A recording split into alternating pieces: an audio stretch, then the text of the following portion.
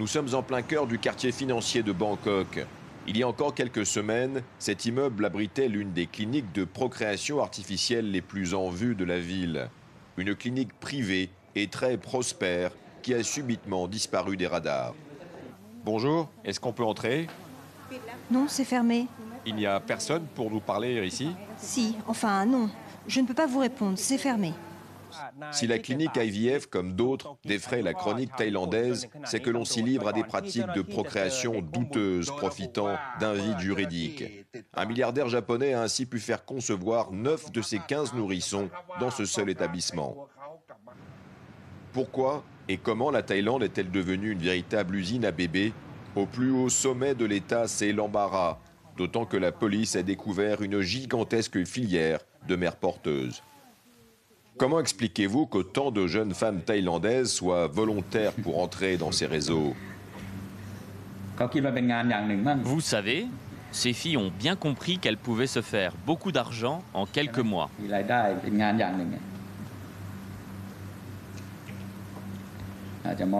C'est difficile de résister à cette tentation pour elles, je pense. Le business international des mères porteuses rapporte des centaines de millions d'euros chaque année.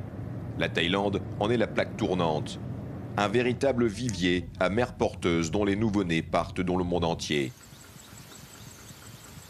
Pour aller à la source, nous allons vers l'extrême nord de la Thaïlande, dans les campagnes pauvres qui bordent la Birmanie et le Laos. Le village de Pak Ork a été rebaptisé ferme à bébés. Madame Panida est née ici. Elle est l'une des rares à ne pas avoir succombé à la tentation, comme l'ont fait presque toutes ses amies d'enfance. C'est un péché. Comment peut-on vendre la chair de sa chair? Je ne comprends pas comment elles s'en sont arrivées là.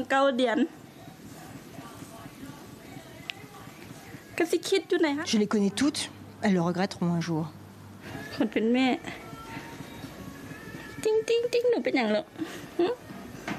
À Pak Ork, c'est l'omerta. La plupart des maisons du hameau numéro 9 sont vides. Ici, on compte pas moins de 22 mères porteuses pour 20 familles. Alertées du scandale à Bangkok par leurs agents, elles ont fui ou se cachent. Il faut se rendre à la pagode, le temple bouddhique du village, pour trouver l'un des rares interlocuteurs qui acceptent d'aborder le sujet. Je suis un religieux, je n'ai rien à craindre de la vérité. Et la vérité, c'est que tout le monde est impliqué. Les riches et les puissants, tout le monde. Je n'ai pas peur de le dire. La police, les médecins, ils baignent tous dans ce trafic immoral. Oui, c'est bien ce que les enquêteurs redoutent. La filière thaïlandaise impliquerait beaucoup de gens. L'un des principaux obstacles ici en Thaïlande, c'est l'application de la loi. Tout le monde sait que ce n'est jamais simple ici. Mais bon, grâce à ces scandales, au moins, il nous est permis d'espérer que le message va être largement diffusé. Et ce message, c'est que la Thaïlande n'est plus un pays où l'on peut faire tout et n'importe quoi pour avoir un bébé. Retour à Pak Ork, dans cette ferme à bébés du nord thaïlandais, les langues ont fini par se délier quelque peu. Nous allons finalement réussir à trouver une mère porteuse. C'est elle? Allez, on y va. Cette jeune femme de 24 ans a accouché à Bangkok il y a 2 mois, dans la clinique IVF, aujourd'hui fermée. Sa grossesse lui a rapporté 7 000 €. Son bébé a été livré à un couple en Allemagne. J'ai accompli une bonne action pour des étrangers qui ne pouvaient pas avoir de bébé. Je ne vois rien de mal à cela. C'est un bon travail. Ce qui me gêne, c'est quand j'entends qu'il y a des gens qui gagnent beaucoup d'argent à l'étranger grâce à nos ventres. Après, quand il y a un problème, les mères porteuses doivent se cacher comme des criminels. Ce n'est pas juste. Le scandale des mères porteuses thaïlandaises va probablement pousser le gouvernement à passer des lois, quitte à tarir une importante source de revenus dans les campagnes.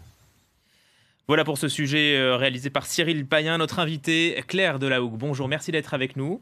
Vous êtes docteur en droit, avocate au barreau de Strasbourg et vous connaissez bien ce sujet parce que vous avez écrit un rapport que vous avez présenté au Conseil de l'Europe en avril 2012. D'abord, rassurez-nous, il y a d'autres pays à part la Thaïlande, l'Inde, on va en parler plus tard, où faire appel à une mère porteuse est très réglementé, où ça se passe bien.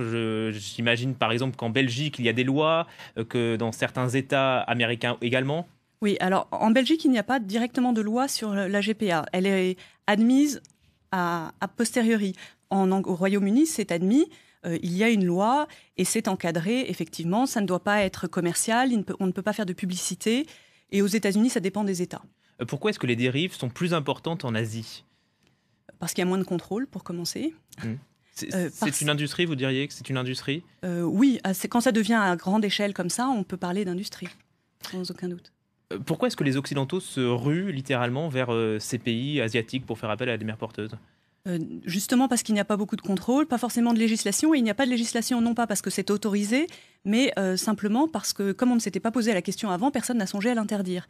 Et avec le développement des techniques médicales, du tourisme médical en général, le tourisme reproductif s'est développé d'une façon gigantesque. Et puis là-dessus, des réseaux mafieux ont trouvé le créneau. C'est moins cher aussi ? C'est infiniment moins cher. C'est-à-dire ? C'est-à-dire qu'aux États-Unis, il faut compter entre 100 et 150 000 $. En Inde, avec 20 000, 25 000, vous devez pouvoir y arriver.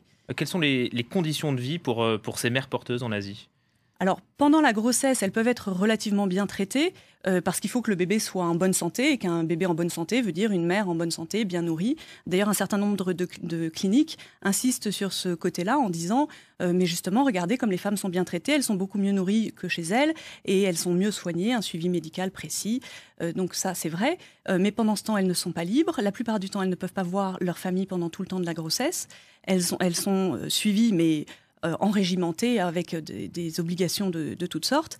Et après, ça dépend aussi, un certain nombre sont prises justement dans des réseaux mafieux qui les recrutent dans les villages comme les prostituées, en les attirant avec la promesse d'un bon métier. Ensuite, on leur confisque leurs papiers, éventuellement on les viole et on les tient enfermés pendant des mois jusqu'à la naissance. Il y a une prise de conscience des autorités ? Avec les scandales qu'il y a eu ces derniers temps, oui, il y a une certaine prise de conscience et quelquefois des tentatives pour réglementer, encadrer, essayer d'assurer la protection des mères porteuses et puis un petit peu des enfants concernés aussi. Mais c'est très difficile de faire passer des lois parce qu'il y a des intérêts financiers gigantesques. On parle d'un marché de 2 milliards de dollars rien que pour l'Inde. Donc il y a beaucoup de personnes influentes qui sont impliquées dedans, plus ou moins directement. Et plus haut, est-ce que l'ONU, par exemple, est prête à agir ? Pour que l'ONU agisse, il faut que les États membres agissent. Alors la France a été condamnée par la Cour européenne des droits de l'homme pour ne pas avoir inscrit à l'état civil des enfants nés de mères porteuses. Ça veut dire finalement que la gestation pour autrui est légale à l'étranger ? Alors, l'arrêt de la Cour européenne ne nous oblige pas à reconnaître directement la gestation pour autrui. La France a été condamnée pour le refus de la reconnaissance à l'état civil de la filiation de ces enfants, sachant que leur père... C'est-à-dire qu'un enfant né d'une mère porteuse à l'étranger sera reconnu français quand il reviendra en France. Alors, là, en l'occurrence, il s'agissait d'enfants nés aux États-Unis, qui avaient donc la nationalité américaine, et leur filiation était reconnue sur leur acte de naissance américain. Mais, et le père, dans les deux cas, il y avait deux familles concernées, le père était le père génétique des enfants. Et c'est donc il y a eu une FIV avant ça. Oui, de toute façon, il y a toujours une FIV et un don d'ovocytes. Oui. Ce qui implique aussi des trafics d'ovocytes, etc. Mais en l'occurrence, la Cour a condamné la France pour ne pas avoir reconnu la filiation à l'égard du père. Elle n'a pas parlé à l'égard de la mère, de la mère intentionnelle, de la dame. Donc, ça oblige à reconnaître, mais il y a une certaine incohérence, parce que d'un côté, la Cour a dit qu'il n'y avait pas de violation de la vie familiale, parce que la France, en pratique, reconnaissait par exemple l'autorité parentale, les allocations familiales, la sécurité sociale, etc. En pratique, il n'y avait aucune difficulté ou des difficultés pour lesquelles on avait trouvé des solutions. Donc de ce côté-là, la Cour a dit qu'il n'y a pas d'atteinte à la vie familiale, mais il y a une atteinte à la vie privée concernant l'identité. Donc déjà, c'est un peu incohérent de la part de la Cour d'utiliser le même argument pour ne pas condamner d'un côté et condamner de l'autre. Et puis, ça pose aussi un problème qui est que pour reconnaître la filiation paternelle, on accepte la négation de la filiation maternelle. Il y a un argument que la Cour européenne a mis en avant, c'est l'intérêt de l'enfant. C'est un argument fort. L'enfant n'a pas choisi.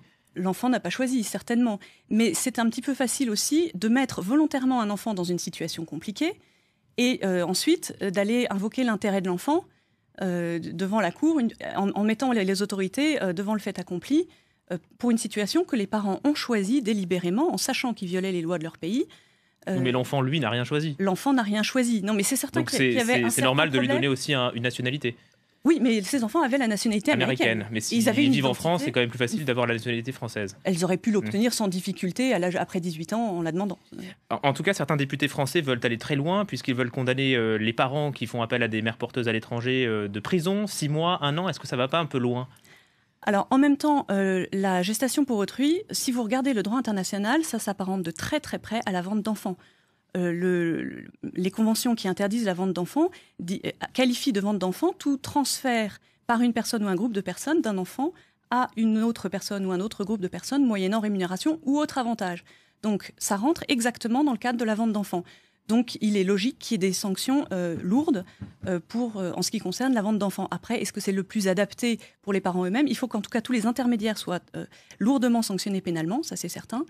Les parents, il faut trouver soit ces sanctions, soit d'autres. Mais on a compris qu'il y avait des dérives. Mais légaliser la GPA en France, est-ce que ça ne serait pas le moyen de contourner ces dérives et de légaliser et que les choses soient beaucoup plus cadrées ? Alors c'est certainement un argument qu'on soulève et qui a un certain poids parce qu'il y a des choses d'exploitation qu'on pourrait peut-être éviter. Mais le problème, c'est qu'en elle-même, la gestation pour autrui est contraire à la dignité humaine. L'enfant est l'objet du contrat. L'enfant est transféré, c'est un bien que vous pouvez donner ou vendre, selon si c'est à titre gratuit ou onéreux, et l'enfant devient un objet. Donc déjà, ce n'est pas conforme à sa dignité humaine. On en dispose comme d'un bien, on a un droit de propriété sur l'enfant. Vous parlez d'objets, mais il y a certains pays qui ont une autre approche, qui pensent plutôt au don, par exemple. Oui, mais un don, c'est pareil, c'est quelque chose que vous possédez, que vous pouvez donner. Est-ce que vous pouvez être propriétaire d'une personne ? Même votre enfant, vous n'en êtes pas propriétaire. Donc, de toute façon, on dispose de l'enfant comme d'un bien. Même, je maintiens, même si c'est à titre gratuit, ça pose un problème et on nie la filiation maternelle de ces enfants qu'on divise entre la donneuse d'ovocytes, la mère porteuse et la personne qui va l'élever. Ça pose quand même de sérieux problèmes aussi pour l'identité des enfants et pour l'avenir de ces enfants, même si nul ne doute qu'ils seront bien traités dans l'immense majorité des cas par les parents intentionnels. Merci beaucoup, on l'aura bien compris, vous êtes donc contre la pratique des mères porteuses. Tout à fait. Merci beaucoup Claire Delahougue d'avoir été avec nous, notre invitée pour ce focus. Restez avec nous tout de suite. Le journal de 14h30, c'est dans 4 minutes.